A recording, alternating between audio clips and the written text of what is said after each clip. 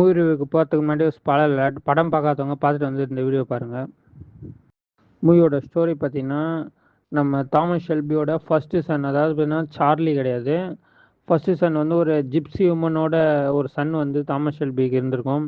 அந்த சன்னை வந்து சிக்ஸ்த்து சீசனில் காமிச்சிருப்பாங்க. அந்த சன்னு தான் இப்போ டியூக்கு. அவர் தான் வந்து பிகே பிளைண்டர்ஸ் கேங்கை இப்போ வந்து ரன் பண்ணிகிட்ருக்காரு. தாமஸ் ஷெல்பி வந்து அவரோட 2 சன்னை விட்டுட்டு தனியாக இருந்துட்டு இருக்காரு. பட் ஆனால் திருப்பி அவரோட சன் வந்து அதிகமான கேங்ஸ்டர் இதில் ஈடுபடுறதுனால அதுலேருந்து தடுக்கிறதுக்காக தாமஸ் ஷெல்பி வந்து கம்பேக் ஆகிறாரு.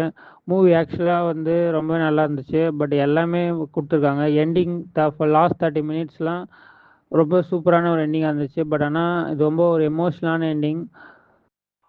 மோர் தென் ஒரு 13 இயர்ஸ் மேலே ரன் ஆன இந்த சீரீஸை பார்த்தீங்கன்னா இந்த மூவியில் முடிச்சிருக்காங்க. ஆக்சுவலாக நான் எக்ஸ்பெக்ட் பண்ணது என்னென்னா, இன்னும் ஒரு எக்ஸ்ட்ரா ஒரு சீசன் கொடுத்துருந்து தாமஸ் ஷெல்பிக்கு வந்து ஒரு அந்த ஹைப், அந்த எண்டிங்கான ஒரு ஹைப் கொடுத்துருந்து முடிச்சிருப்பாங்கன்னு நினச்சேன்.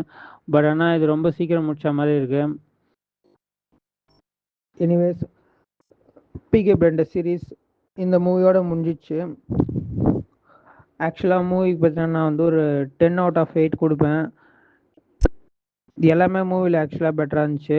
பட் ஆனால் அந்த எண்டிங் ரொம்ப சேடாக இருந்ததுனால, பட் பெட்டரான எண்டிங் தான். பட் தாமஸ் ஷெல்பி இறந்துட்டாருன்றதை நமக்கு யாராலையுமே ஏற்றுக்க முடியல. அதனாலே இந்த மூவி பார்த்தீங்கன்னா நிறைய பேருக்கு ஃபேவரட்டாக இல்லை. பட் அதே மாதிரி மூவியில் இன்னொரு ட்ராபேக் பார்த்தீங்கன்னா, தாமஸ் ஷெல்பி வந்து ஆத்தரை வந்து கில் பண்ணுற மாதிரி சொல்லியிருப்பாங்க. பட் அதை நிறைய பேரால் அக்செப்ட் பண்ண முடியல. அது ஒரு குறை. பட் ஆக்சுவலாக மூவி பார்த்தீங்கன்னா ரொம்ப நல்லா இருந்துச்சு. பட் எல்லாமே இந்த மூவியில் வந்து கொடுத்துருக்காங்க. ஒரு 1 hour 54 minutes இருக்கும். பட் எங்கேயுமே மூவியில் உங்களுக்கு லேக் தெரியாது.